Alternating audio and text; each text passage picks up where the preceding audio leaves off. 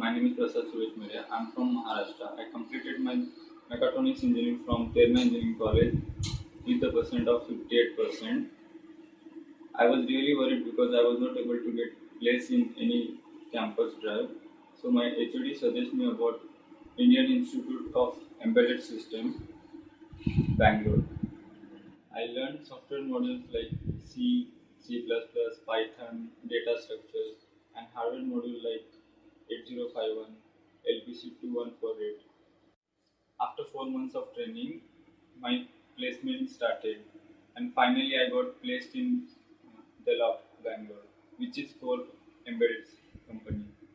And I would like to thank all IIES team for getting me for my first job.